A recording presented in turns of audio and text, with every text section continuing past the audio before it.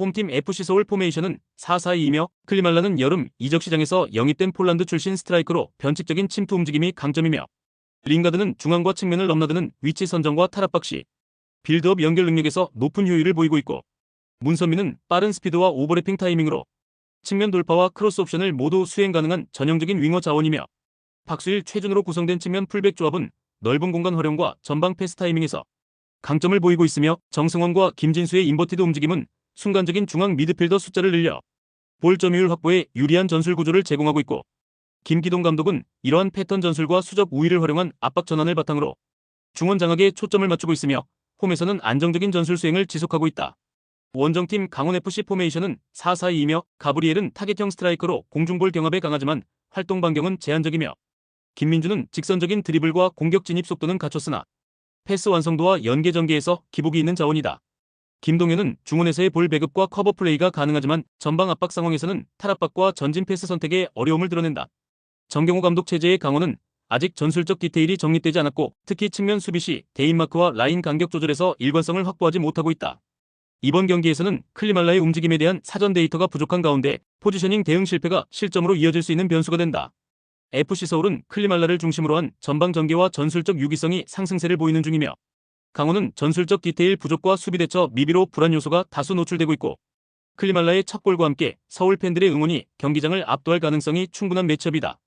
홈팀 전북현대 포메이션은 4-3-3이며 티아고는 직전 경기 멀티골을 기록하며 볼 감각이 완전히 살아난 모습이며 전진우는 대표팀 소집 후에도 페이스를 유지하며 득점까지 올린 상태로 중원에서의 볼 배급과 세컨드 침투에서 강점을 보인다. 강상윤은 측면에서 끊임없이 침투하며 공간을 창출하는 움직임이 인상적이며 전술적 유연성에서도 중심축 역할을 하고 있다.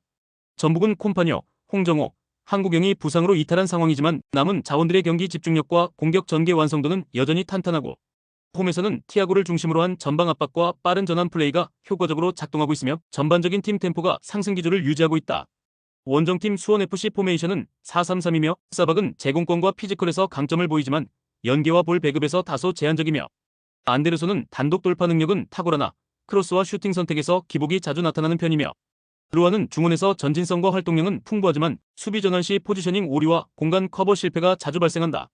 수원FC는 포백으로 복귀한 이후에도 수비 조직 완성도가 낮으며 후반으로 갈수록 집중력 저하와 압박 저항력 저하가 동시에 드러나고 있고 측면 공간이 자주 열리며 전환 수비가 늦어지는 문제까지 겹쳐 상대의 빠른 전개에 취약한 전형적인 흐름이 반복되고 있다. 전북은 티아고와 전진우의 공격력 회복, 강상윤의 전술적 기여까지 더해지며 전방 흐름이 더욱 활발해졌고 수원FC는 여전히 수비 조직력 불안과 후반 집중력 저하 문제가 반복되고 있다. 이번 경기에서도 전북이 우세한 흐름을 이어가며 골이 터질 때마다 오렐레가 골대 뒤를 가득 채울 전망이다. 홈팀 대구FC 포메이션은 5-4-1이며 에드가는 최전방에서 제공권을 기반으로 버티는 능력을 갖춘 스트라이커고 정치인은 이선에서 연계 플레이와 볼 운반이 가능하지만 피로 누적 시 기동력이 크게 저하되는 경향이 있다. 라마스는 중원 조율 능력은 있으나 공격 전개보다 수비 커버에 더 집중하는 형태의 운영을 선호하는 자원이며 대구는 제주 원정 직후 짧은 휴식으로 인해 로테이션 구성 자체가 불안정한 상황이며 주전 자원의 체력 저하가 경기 후반 변수로 작용할 가능성이 높고 김병수 감독은 점유보다 실리를 택한 전술 운영을 하며 수비 안정화를 시도하고 있으나 최근 들어 상대 측면 돌파에 대한 대응이 불안한 흐름이 반복되고 있다. 원정팀 포항 스틸러스 포메이션은 4-3-3이며 이호재는 제공권 장악과 결정력 모두를 겸비한 피지컬형 스트라이커고 조르지는 측면에서의 돌파력과 크로스, 컷인 능력이 조화를 이루며 공격 템포를 주도하는 핵심 자원이며 오베르다는 중원에서 왕성한 활동량과 볼 소유 유지 능력으로 공수 연결고리 역할을 수행하며 최근 경기 흐름이 안정적이다. 완델손의 부상 이탈은 존재하지만 조르지가 좌측 윙 포지션에서 활발한 움직임을 보여주고 있어 공백이 크게 느껴지지 않는 상황이다. 박태하 감독은 김천 원정 이후 체력 안배와 로테이션 운영에 여유를 가질 수 있었고 비교적 높은 활동량과 공격 전개의 집중도를 유지할 수 있는 흐름이다. 대구는 체력 소모가 심한 연속 일정으로 인해 경기 후반 무너질 가능성이 높고 포항은 전방 조합의 안정성과 측면 파괴력 모두를 갖춘 팀으로 전술 완성도가 높고 수비에만 집중하는 대구가 포항의 압박과 템포를 90분간 막아내긴 쉽지 않아 보이는 매치업이다. 홈팀 플루미넨시 포메이션은 4-3-3이며 에베랄도는 전방에서의 볼키핑과 침투 타이밍에 강점을 가진 자원이며 세르나는 측면에서의 크로스와 볼 운반 능력을 바탕으로 공격 전개의 폭을 넓혀주고 있으며 티아고 산토스는 중원에서 압박과 템포 조절을 동시에 수행하는 자원이다. 팀 전술은 안정적인 수비 라인을 바탕으로 역습 전환에 집중하는 편이며 중원에서의 간결한 전개와 측면 공간 활용이 주된 공격 루트다.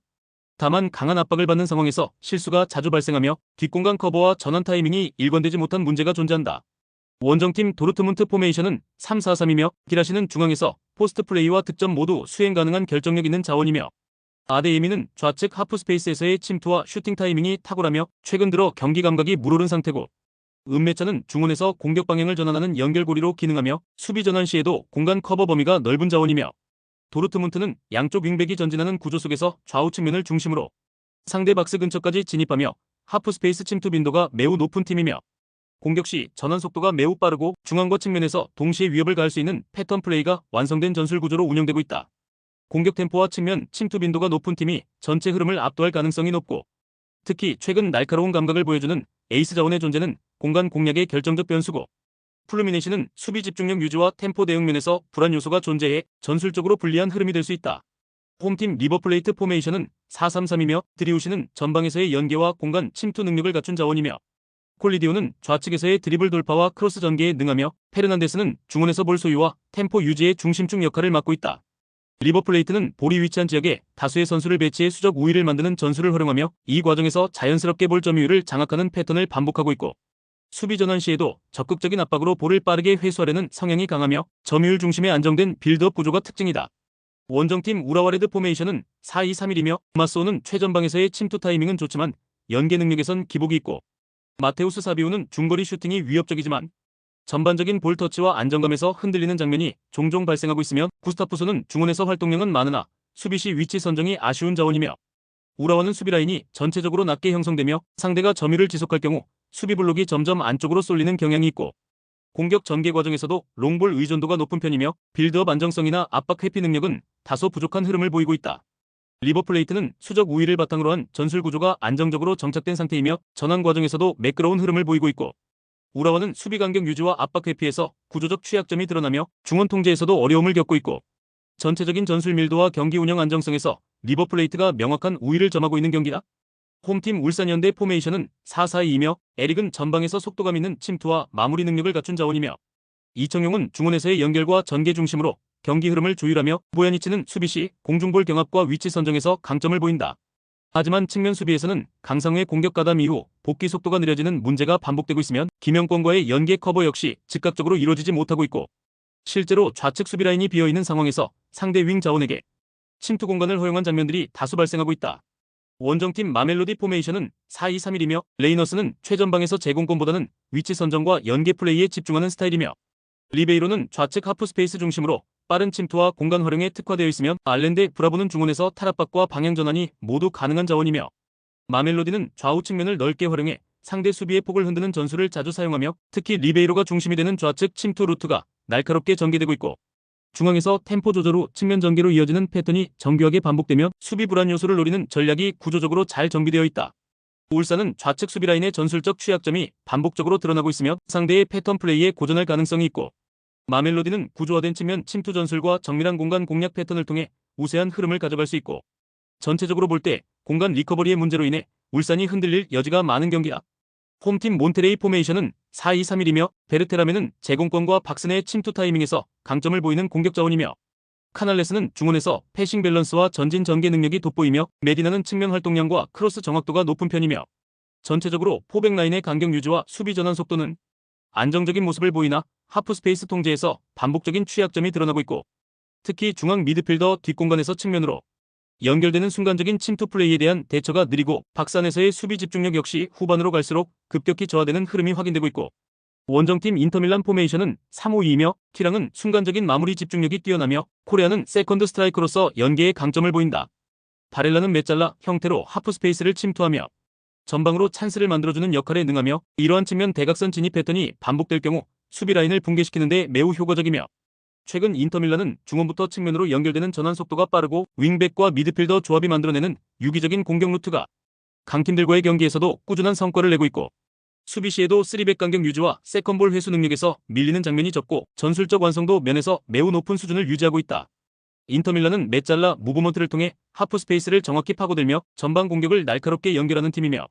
몬테레이는 이러한 구조적 침투에 대한 수비 반응이 늦고 후반으로 갈수록 수비 집중력이 흔들리는 흐름이며 전체적인 전술 완성도와 경기 주도권 측면에서 인터밀란 쪽으로 기운 매치업이다.